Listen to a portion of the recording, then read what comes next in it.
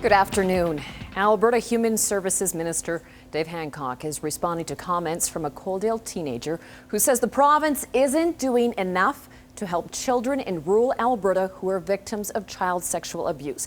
Hancock has sent a Facebook message to Alison Lee's mother saying he's hoping her daughter gets the help she needs, but that message has done little to satisfy Alison or her family. Terry Vogt reports. 15-year-old Alison Lee has had an outpouring of support from across the country since posting an emotional video on YouTube about a disappointing meeting with Alberta Premier Alison Redford.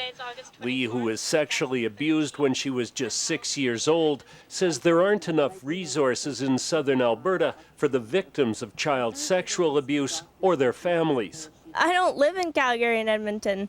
My parents are financially not able to drive me every week to counseling. I mean, that's something that I don't think many families can do. So I guess, does the province end south of Calgary? I don't exist. Lee's online video has received thousands of views on Google and another 1,000 on YouTube, mainly thanks to tweets and retweets by former NHLer and abuse victim Theo Fleury.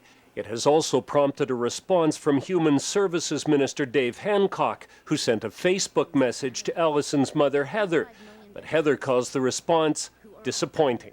This is a good one. He said, if this child's not getting the help she needs, I'd like to meet her.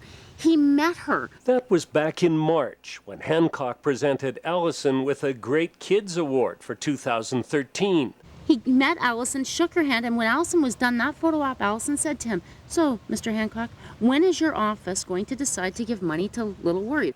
Well, Hancock hasn't spoken to us yet. He did tell the Lethbridge Herald that funding for the Little Warriors' proposed treatment ranch was denied because the government doesn't have enough information about how it would help victims. The government says it spends $10 million a year on counseling and support services for victims of child sexual abuse.